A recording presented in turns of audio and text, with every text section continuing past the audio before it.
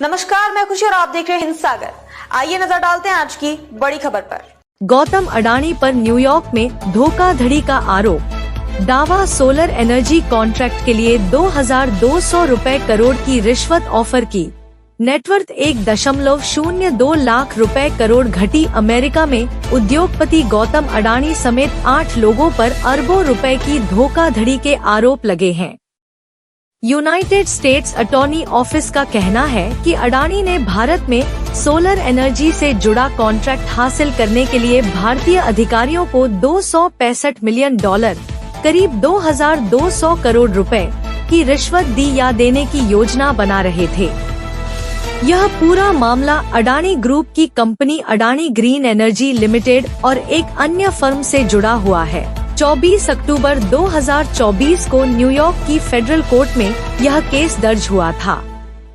बुधवार को इसकी सुनवाई में गौतम अडानी, उनके भतीजे सागर अडानी, विनीत एस जैन, रंजीत गुप्ता, साइरल कैबेनिस, सौरभ अग्रवाल, दीपक मल्होत्रा और रूपेश अग्रवाल को आरोपी बनाया गया है।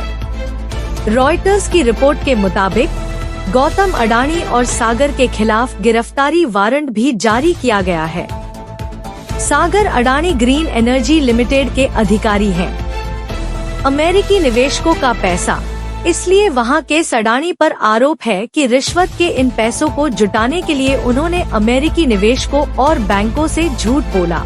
अमेरिका में मामला इसलिए दर्ज हुआ क्योंकि प्रोजेक्ट में अमेरिका के इन्वेस्टर्स का पैसा लगा था और अमेरिकी कानून के तहत उस पैसे को रिश्वत के रूप में देना अपराध है। अडानी बोले सभी आरोप आधारहीन, खंडन करते हैं। अडानी ग्रुप ने सभी आरोपों को आधारहीन बताया है। एक बयान में ग्रुप ने कहा, अडानी ग्रीन एनर्जी लिमिटेड के डायरेक्टर्स के खिलाफ United States Department of Justice और United States Securities and Exchange Commission की ओर से लगाए गए आरोप निराधार हैं। हम उनका खंडन करते हैं। अमेरिकी न्याय विभाग ने खुद ही कहा कि अभी ये सिर्फ आरोप हैं। आरोपियों को तब तक निर्दोष माना जाता है जब तक कि वे दोषी साबित न हो जाएं। अडानी ग्रीन एनर्जी ने बॉन्ड की पेशकश रोकी। अडानी ग्रुप ने बुधवार को ही 20 ईयर ग्रीन बॉन्ड की बिक्री से $600 मिलियन, 5,064 करोड़ रुपए जुटाने की घोषणा की थी। इसके कुछ घंटों बाद उन पर धोखाधड़ी के आरोप लगाए गए। अडानी ग्रीन एनर्जी लिमिटेड ने स्टॉक एक्सचेंज फाइलिंग में कहा, United States Department of Justice और United States Securities and Exchange Commission ने हमारे बोर्ड मेंबर्स गौतम अडानी और सागर अडानी के खिलाफ न्यूयॉर्क डिस्ट्रिक्ट कोर्ट में क्रिमिनल केस किया है और एक सिविल कंप्लेंट दर्ज की है। अमेरिका के जस्टिस डिपार्टमेंट ने हमारे बोर्ड के सदस्य विनीत जैन को भी इस क्रिमिनल केस में शामिल किया है। इसके मद्देनजर हमारी सहायक कंपनियों ने फिलहाल प्रस्तावित बॉन्ड पेशकशों को आगे न बढ़ाने का फैसला किया है। अब इस बॉन्ड की पेशकश को भी अडानी ग्रुप ने टाल दिया है।